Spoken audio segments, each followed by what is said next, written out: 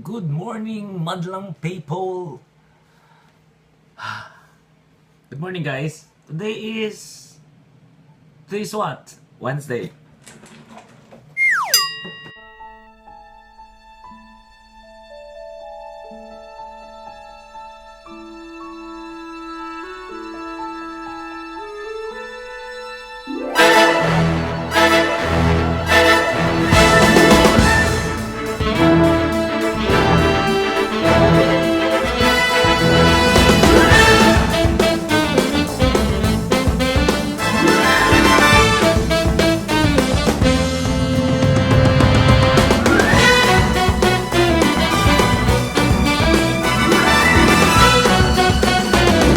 Isang magandang morning from Mac Davis Restaurant.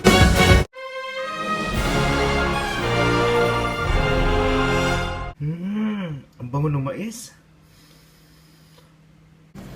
Kailangan ko magpa-duplicate ng susi. Pero buti pa to si Kim, dumalaw lang dito, kabisado niyang lugar. Kakahiya, di ba? Hi guys, update lang po while I'm walking. I have the group chat with some Filipino vloggers dito sa United Arab Emirates. And we're planning to meet soon. Magkakaroon po kami ng event. Para siyang internet icon. Okay, so all of them will be in one location. There's some mechanics and instructions na ibibigay. And then yung challenge. Okay, all of them will face a challenge kung paano nila i-feature yung isang brand.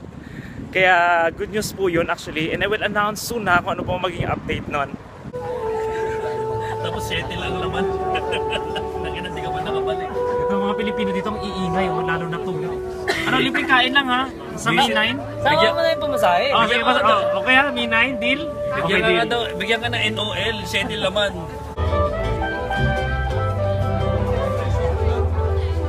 Hello guys! Good morning again! So ito po, wala akong nabubuong daily vlog. It's because of yung series of invitation from different Filipino restaurants na fini-feature ko dito sa vlog ko.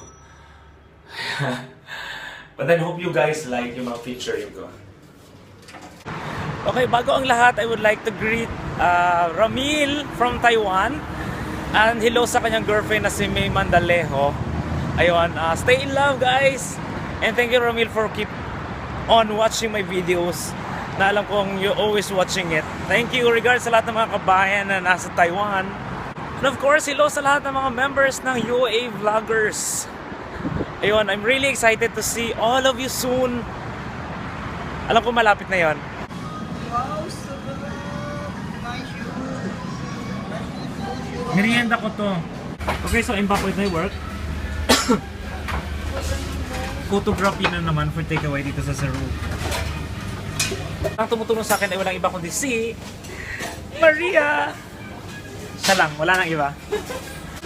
Huli ka sa camera. Okay, so may mga additional food dito. Mostly are Lebanese and Palestinian yung food kasi dito. Okay, stop falafel. Attack!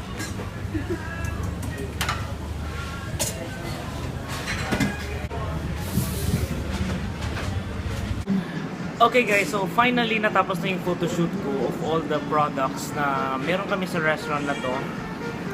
So, kailangan ko na lang ngayon i-photoshop lahat. So, tapos na rin yung drinks. And among all the drinks na meron dito sa Zarub restaurant, my favorite is of course, watermelon. Kasi ito guys, is fresh watermelon talaga siya. Walang additional na kahit ano-ano. Miss! Sarap!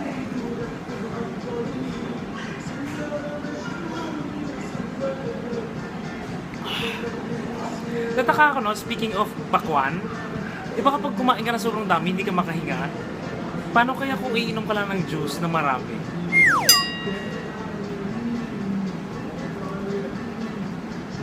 So, editing stage pa rin of all the pictures na nakuha ko kanina.